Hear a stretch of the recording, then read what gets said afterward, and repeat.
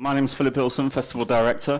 Thanks for coming out tonight to the ICA. I'm going to pass you over to Charlie just to say this is the second of 3 discussion events that we've got in the festival. But tonight's event is in collaboration with Charlie Lyne, who many of you may know from the Ultra Culture website, but he's also working on a feature film at the moment. But I won't say too much because I'm sure he's going to say all that now. Are you ready to go? Yes. Charlie, over to you. A round of applause. The first film is a short film I made in 2011 called Death Hitchcock, which is 36 Hitchcock death scenes synchronized to climax in unison. And then after that, we'll have a music video for Block Party's Ratchet, directed by Syriac, which is a music video entirely constructed from pre-existing Block Party music videos. So everything you see has been constructed from tiny elements of Block Party videos that have been made previously. And finally, we're going to be having the penultimate film from esteemed British director Ken Russell, which is entitled A Kitten for Hitler. We'll be watching about half of that. And the film's producer, Dan Schreiber, is in the audience tonight. Where are you, Dan? There he is. So he's the man you can blame. I should say, those of you who've seen Ken Russell's other films may be expecting quite a lot from this. You may want to lower those expectations slightly. I'm just going to read you out something from the Wikipedia page. It says, following a discussion about film censorship with British broadcaster Melvyn Bragg while they worked on the South Bank show, Russell was challenged by Bragg to create a film which Russell himself would want banned. A Kitten for Hitler was the result of the process that followed. After Russell sent Bragg an initial draft, Bragg responded, "Ken, if you ever make this film and it is shown, you will be lynched." That actually makes it sound much better than it is. No offense, Dan. It also says on the Wikipedia page that the budget was £1 million? £10,000, okay. So that's our first lot of films. Please enjoy. Ladies and gentlemen, please welcome Dan Schreiber, producer of A Kitten for Hitler. There we go. Hi, guys. So the slightly tenuous reason for that inclusion is that you used, I don't know if you could tell, but they weren't real backgrounds when he was running through the forest. Yeah. You'd think for $1 million you could have just shot on location. Well, when I initially met Ken, I should say this was made for a comedy thing, and the only reason I made it was I wanted to work with Ken, and as this was an idea that he'd been pitching for 10 years to everyone. Like literally everyone for the last 10 years of his life. And he died only a couple years later. He was like, I have this idea, it's amazing, it's called A Kitten for Hitler. And everyone's like, no fucking way, are you kidding? That's not gonna happen. And someone that I met said, I know Ken, he really wants to make this movie, will you meet him in his office? And I said, yeah. And we went, his office was a bar pub up in Waterloo Station. It was just like some kind of like Angus steakhouse kind of thing, right? And he was really excited on the day that I met him. They're like, they're gonna name a sandwich after me. So he was like really rocking about it. And he said, I've got this idea for $1 million film, £1 million film. Would you make it? And I said, oh, so he did want £1 million at yeah, first. yeah, he pitched me a film. And I said, who did he think you were? I have no idea, but I was working for Warner Music at the time, who don't make movies, they make music, and but I just really wanted to do it with him, and so I said, could we take it from an hour-and-a-half movie to 5 minutes, and could we take that $1 million to £10,000? And he was like, yes, we can. And to be honest, the reason I wanted to do it was this is a guy who made like amazing movies, Tommy and The Devils, and this is a thing that he just wanted to do, and I thought, let him end his story. That would be nice. He can make A Kitten for Hitler. I mean, it sucked, but like it was worth doing, I think. And although he made one more film.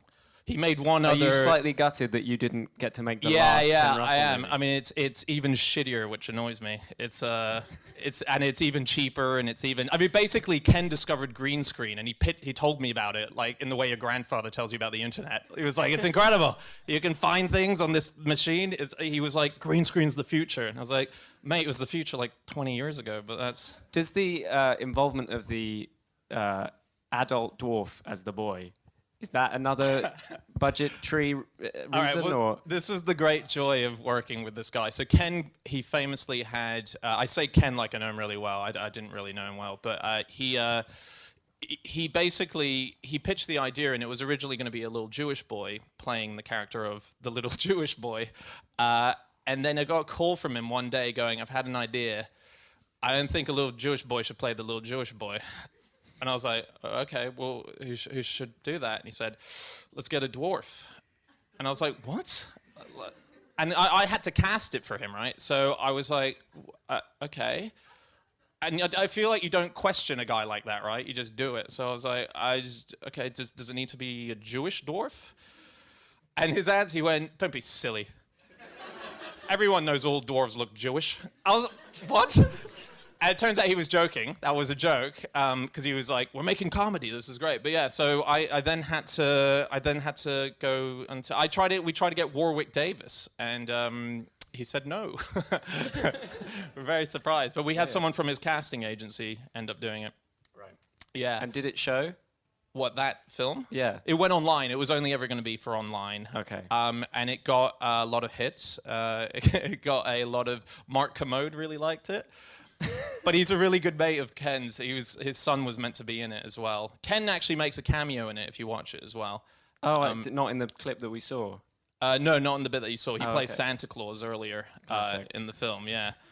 But it was just that thing. It was kind of like at the time when the music industry had a lot of money. It was kind of I was basically with Warner Music. I was making Warner Music actually paid for it. Yeah. So Warner Music started their... On what grounds? Well, Warner Music had this idea that... So Warner Music Entertainment makes DVDs and stuff like that. And they had this idea that they were going to set up the alternative YouTube for comedy. And they were like, this will be bigger than YouTube, which is a ridiculous thing to say. But they had a big budget. And so I started making comedy clips for them. And so we managed to get money in order to give Ken the amount to make it, which was like 10 grand.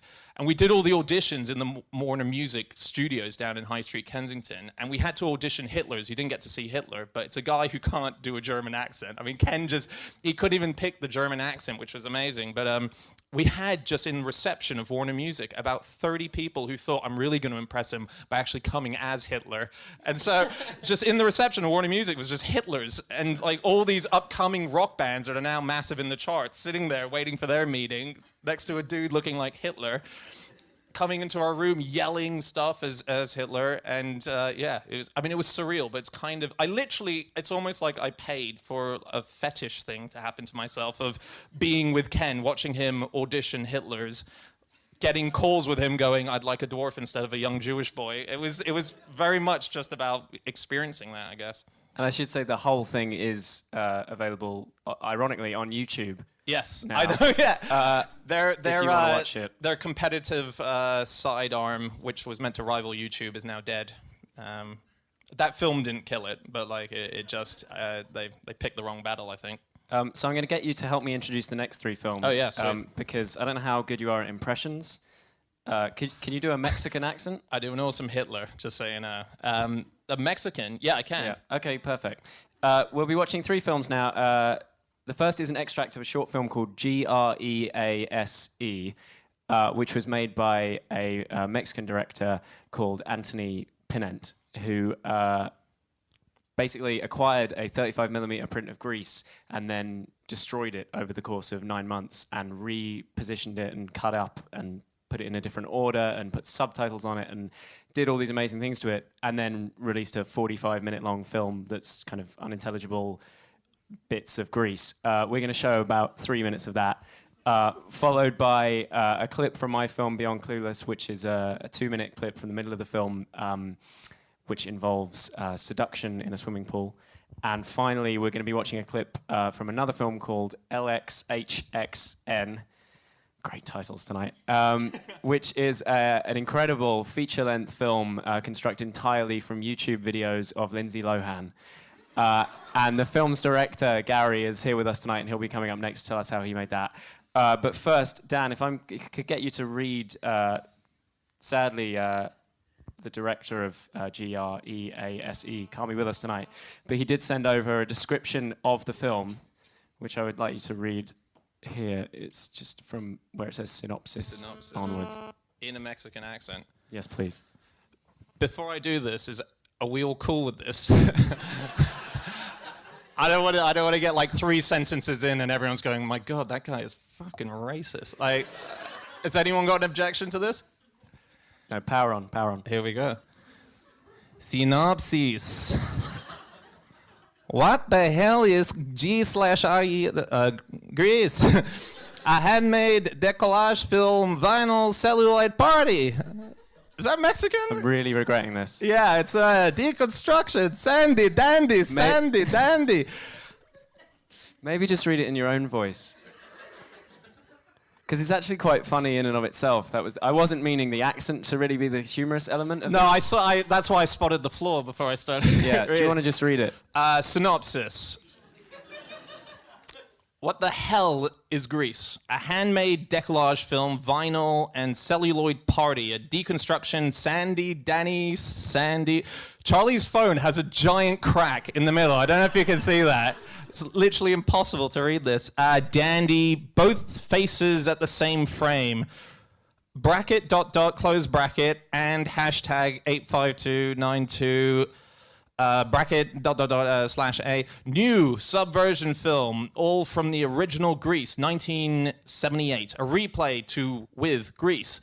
A music. What the fuck is this? Okay, let's stop there, maybe. So that's up first. Thank you very much for joining me, Dan. No worries, and thank you. please take home your hardbound copy of 50 Shades of Grey. Oh, thank you.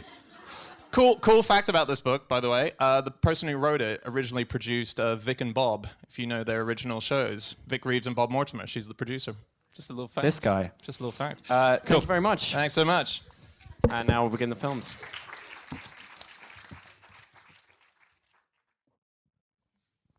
Ladies and gentlemen, Gary Sykes, director of LXHXN. Am I pronouncing that right, by the way? There you go. Is it LXHXN or? No, you just pronounce it Lohan. The X's are there to stop people with legal interests finding it on Google. So what about your kind of promotional efforts? Doesn't that kind of suggest that they would find it on Google? Maybe. Although they don't seem to be looking Is this very bad hard. for you, this I whole guess- exposure? No, because it's been around for about a year. Like, I figured it probably wouldn't last this long, so the fact that it has is Okay, pretty because good. it's not on YouTube, right? It's on Vimeo. I should say the full film's on Vimeo if you want to watch it. Vimeo seem pretty good at not taking stuff down. But Yeah. would they if someone requests? It's kind of. I'm probably there's like How many clips are there in it? I have no idea. Ballpark, There's- like in the hundreds, presumably.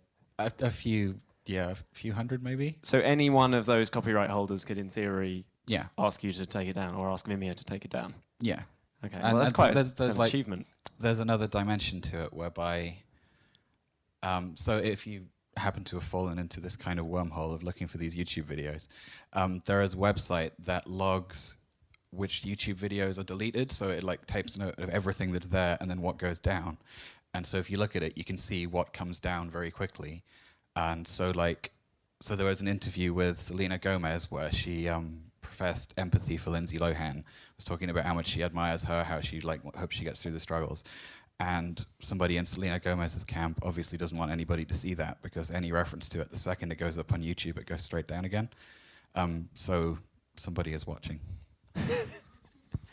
So I don't think this actually features in your film, possibly because it's impossible to find on YouTube.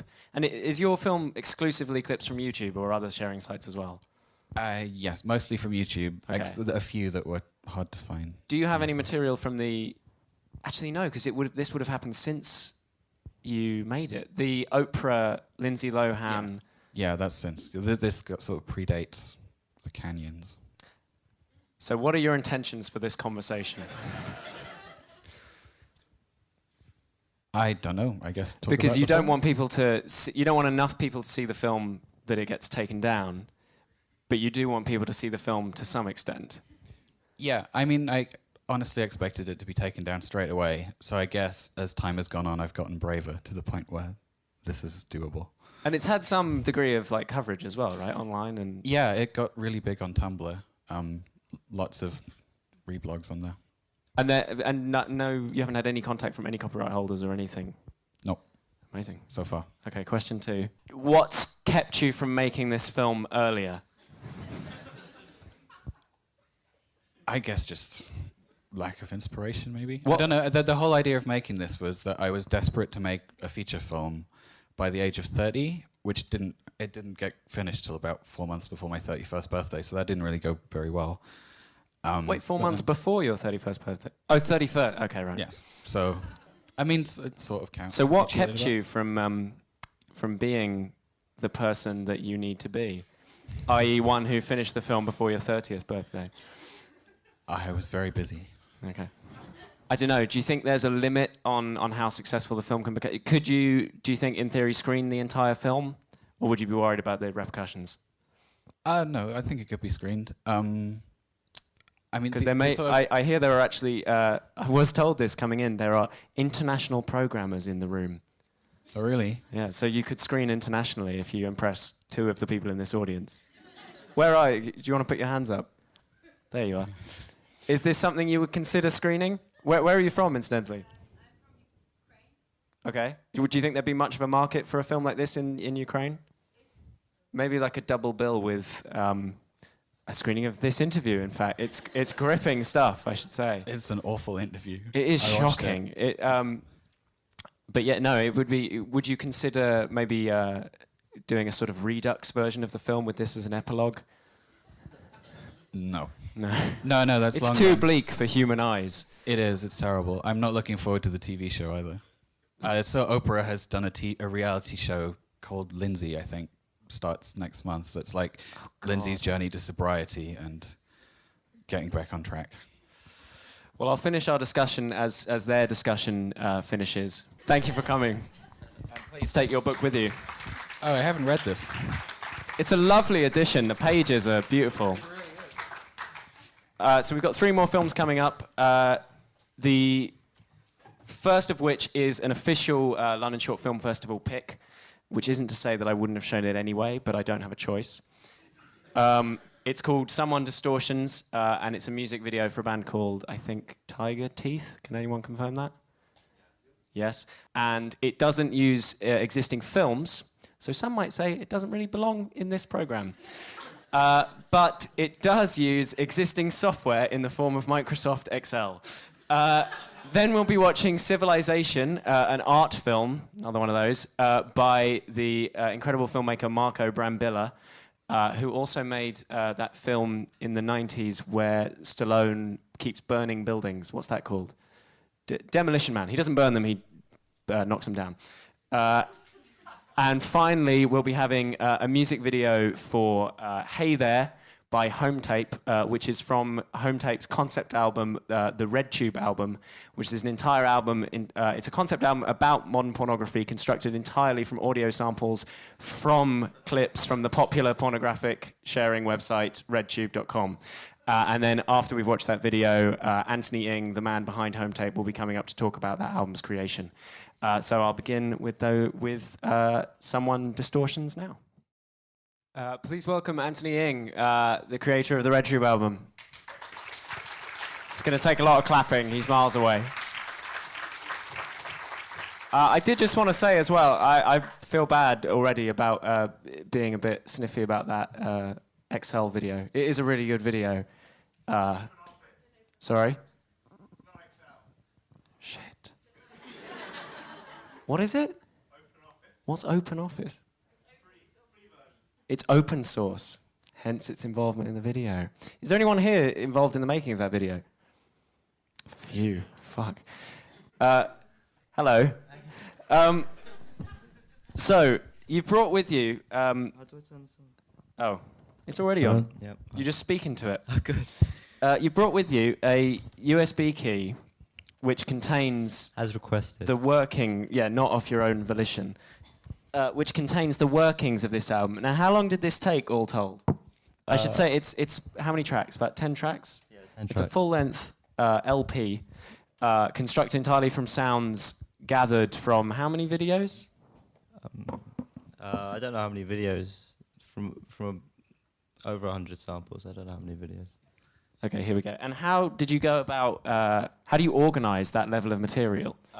Badly, actually. So what's that called? Red Tube album samples. It's tricky. Yeah. So they aren't organised. They're just in a huge folder. Yes. Well, no. Okay, so in the main folder, it's So this is called RedTube album samples. I think it's mostly unassigned samples for this main folder, but some of them are assigned. And what kind of things are you looking for? Like single sounds or musical kind of refrains? It depends. Like, so I've got a different folder for just like hits, like that would replicate drum hits and things like that. So they would be just little snippets. I like the sound of Extreme. Can we have a listen to that? Okay. So this is something I didn't use in the album because I wanted to, but I couldn't. There we go. Oh shit! Did I just spray like dirty fucking lube everywhere? No. Okay, good. You really couldn't find a place for this in the album? No. Because I respect you. I don't want to put you through that. Whoa! Okay, it's in. Whoa! Okay, that's about as far as I think it needs to be in, because it is definitely in. Oh my god. Oh fuck. Fuck! I just sprayed lube in your eye. Out of my ass. So maybe this could just be a bed for our chat from here on out. So how long did the whole thing take? Okay. Oh no! Why are you trying to kill me? I finished the bulk of it in like right. 6 Oh my months, God. but then I had a lot of exams and things. I was at uni at the time. I see. I'm looking at it. That's the problem. And then It's terrifying. when you launched it online, I should say the full album is available for free, correct? Yes. If you Google the RedTube album, I'm sure you'll find it. There you go. You're in there. Scary. You're in there. Look at you, just swallowing it up now. Look. No, I don't want to look. And You're almost all the way to Louisville. This must end. The Ville's gone. Really? Yeah. and Okay. Got it. and this has been quite Okay. well received in the City's music gone press, now. correct? I'm not looking. Oh, Yes, look at the it's been camera, quite well man. received. Oh, fuck! Puppies. I warn you, my dick is not that big. That's sad. But it'll never work between us. Oh my god. We might have to leave this here because Yeah, I think no, we've that's fine. peaked. Churning butter. But and on that note, but it is a really fantastic album, and I would recommend giving it a listen and downloading it at. Is there an address, or should just Google the RedTube album? Timetape.co.uk. Indeed. Thank you very much for coming. I'm sorry that it got completely derailed by No, that's fine. that soundbite, but that will happen. Are there any other ones we should have a listen to before we move on? In fact, can you find something that would be a good bed? Because here you go. If I give you that, What do you need? you find one and then just press the space bar to preview it. A bed for what? Because we were going to be having an additional guest tonight in the form of Mark Cousins, the popular film critic and filmmaker. But unfortunately, he's in Sardinia following the D.H. Lawrence trail. However, he did send a note, because we're going to show a little clip from his film, What Is This Film Called Love? And so if you can...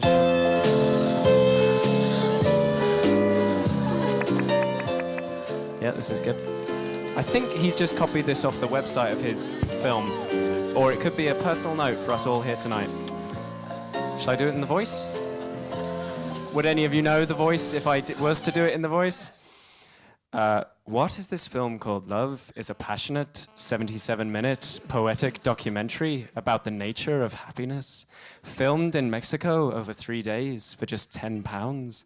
It begins as a film about the Soviet director Sergei Eisenstein, and then, using his ideas, opens up to look at the memory, landscape, and the pleasures of walking. It is a personal film and aims to be very cinematic, using 3 visual dream sequences and the music of P.J. Harvey.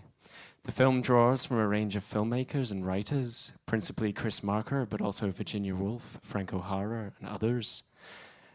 There's more. Where joy comes from, the emotions involved with travel and homecoming, and the nature of solitude. Thank you. So we're going to be watching a little clip of that, followed by a...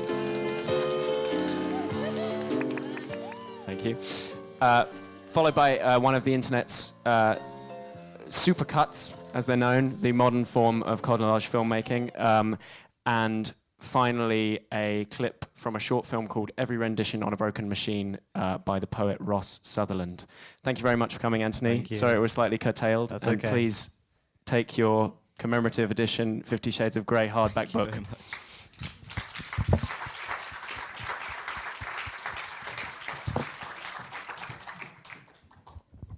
Now, sadly, Ross was meant to be joining us to talk about the film, but at the last minute he had to go out of town.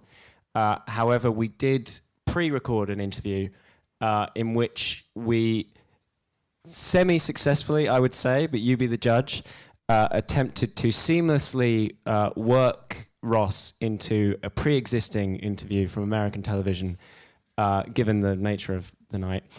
So see if you can spot the joins, but hopefully it's close to flawless. So if we could have the lights back down again. And then after that, we're just going to watch one of Ross's other shorts, which is called Bad Gig for Bob Monkhouse. With 40 days until the election, Ross Sutherland's back with a new film called Every Rendition on a Broken Machine, where he claims that President Obama has abandoned black Americans and that the O.J. Simpson verdict was a great thing for America. Please welcome the very controversial Ross Sutherland. Ross. Okay, I need you to tell me what you're trying to say in the Film. We don't know what you're trying to say. I don't know. I'd say what I was kind of trying to do with the film was, well, basically I had like a PhD, which I started and did about like a year off, and then I kind of abandoned because I didn't get my funding for it. So I had like a lot of research on computer-generated poetry and in that kind of like area, and I just sort of abandoned it in this kind of like half-finished state. And my research was really, really dry. You know, it was like an academic paper. So that was one of the challenges. It's kind of trying to go back to that and, you know, try and add in stuff which I kind of thought was kind of more entertaining, kind of put some like black humor into it. Oh, I'm not innocent. Hold up. Mr. Sutherland. Please stop. Please stop. If you're going to talk about race, at least know what you're talking about. At least know what you're talking about. Well, tell me how much you know about being black. I didn't really think that was kind of coming across in, you know, like in the film. I wouldn't say that I do particularly know what, you know, like I think I've got to be honest, you have kind of blindsided me with this question. I wasn't necessarily prepared to kind of talk about this on air. I mean, What are your facts are just a little shaky. I mean, you're saying that because black people, because liberals are what? Because liberals have abandoned black people now because what? I don't get it. I don't understand. I didn't say that black people have been abandoned by liberals. I don't think those words actually passed my lips. I don't even think I was really sort of like inferring it from the statement. What I was just saying is that that I was interested in building a computer program which would be able to write poetry as good as me. Every book that you write is very controversial and shocking, and it's usually an opinion that's disparate with everybody else's. Right. Do you just write these books and try to find whatever it is that's going to make everybody say, No, absolutely no. It's actually like a really, really good question, and I'm glad. I think we kind of got off-piste in this discussion kind of earlier on, but like I'm glad to end on this. So yeah, I completely agree. I think good art. I think it should be shocking, and it should be surprising, and maybe it should. It would be if there's 10% of an audience who kind of watches it and thinks like that's not even poetry, then that's excellent. That's an excellent response. I mean, if they like just looking at like Whoopi's face earlier, I think that's like a perfect thing to. I think and that's a good mandate for art to try and achieve that. Whatever the cost. let me just, can I just say one thing? To Ross. No matter what, you sit down here and you've got 5 women going, whatever. Yes. Whatever it is, thank you for coming on. Thanks very much. I had a really, really good time. Can we have an honorary round of applause for Ross Sutherland, who sadly couldn't be here tonight? We've got one more film to show, and excitingly, it's a film that we're going to make together now. We've got one more copy of the 50 Shades of Grey hardbound edition, and I need a volunteer from the audience who's going to come up and make their own film essay with me live on stage, and they will receive this book. This actually works faster generally. If you point at someone that you would like to be the volunteer. Who's being pointed at the back there? You. That person who just swatted the hand away. Can you come up? Yes. What's your name? Round of applause for Ramsey, everyone.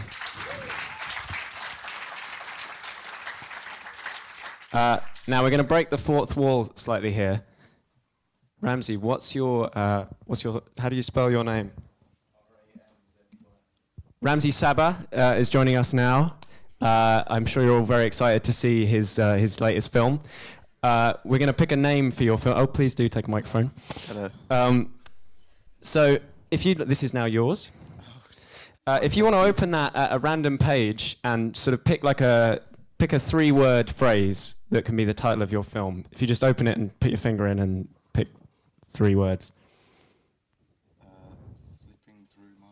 Slipping through my fingers. Can we have one more word? Fingers. Oh, that's beautiful. So tell us a little bit about Slipping Through My Fingers. It's a story of a young elephant. Okay, wait. Oh, is it slipping like I spelt it with the N in a kind of hip-hop way? Yeah, he's a cool elephant. Okay, good. And I'm just going to get ready for the screening by typing that in again. Maybe even... Okay, so here's how this is going to work. We've got here on the desktop, if I can see it, although we might have to look at this one, a folder full of video and a folder full of audio.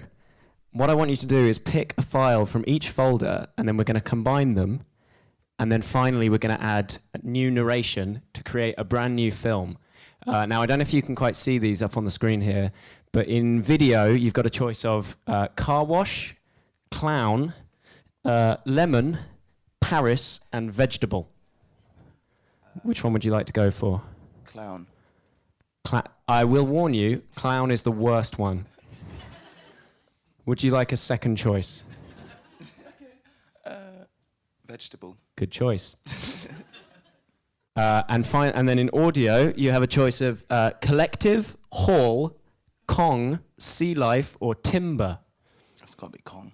Kong, good choice. Okay, so we'll take vegetable and put it here.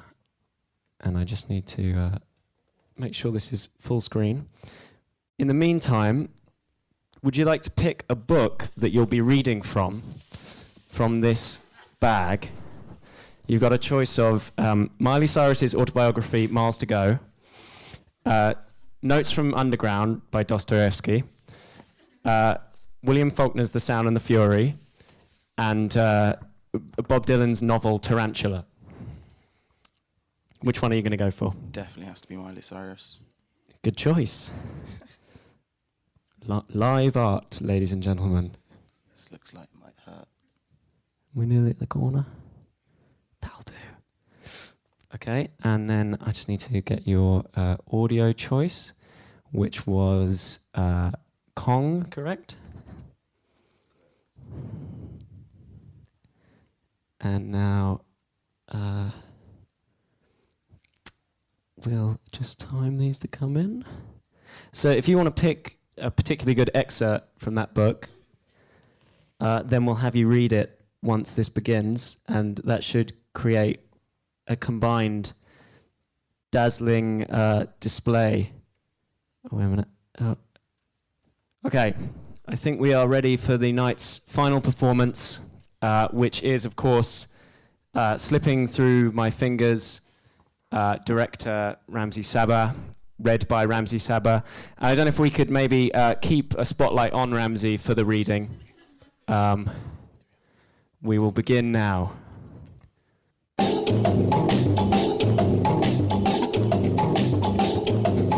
At your will. I can't breathe. I can tell. tell you why the sun shines. I can't explain moonrise. I don't know why time flies by, but ask me and I'll tell you why. Chorus. I'm blessed to have you in my life. I can't live another day without you by my side. Do keep going. It's getting harder and harder to breathe, so I'm begging you, don't take her away from me. I've known since I met you, you're an angel sent to me. I remember that when you looked into my eyes.